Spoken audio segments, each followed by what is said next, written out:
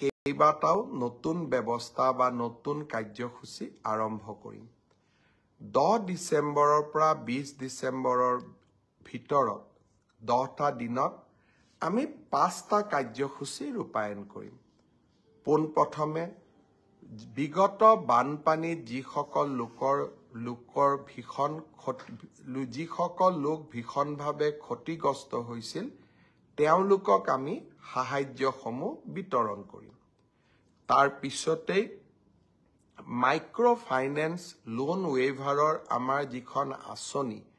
সেই আঁচনিখনৰ অধীনত 50,000 টকালৈকে ঋণ লোৱা আই মাতৃসকলক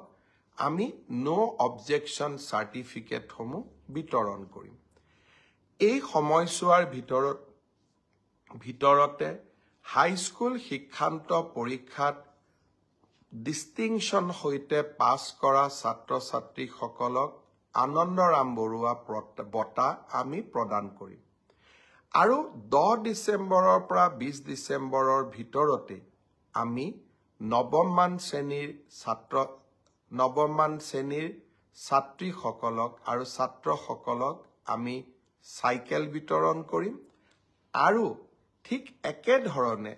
উচ্চতৰ মাধ্যমিকত সুখ্যাতিৰে উত্তীৰ্ণ হোৱা ছাত্ৰ আৰু ছাত্ৰী যিসকল ইতিমধ্যে নিৰ্বাচিত হৈছে তেওঁলোকক স্কুটিসমূহ বিতৰণ কৰিম অৰ্থাৎ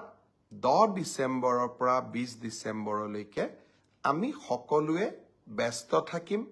আৰু সকলোকে এই আঁচনিসমূহৰ লাভ দিবলৈ আমি যত্ন কৰিম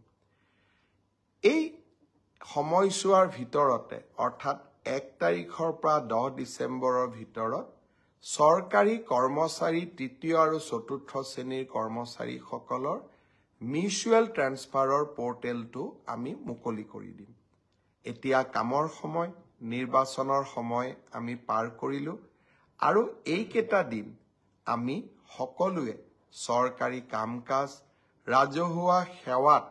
আমি ব্যস্ত ৰাখিম অৱশ্যে ইয়াৰ মাজতে পঞ্চায়ত ইলেকশ্যনো আহিব আৰু তাৰ পিছত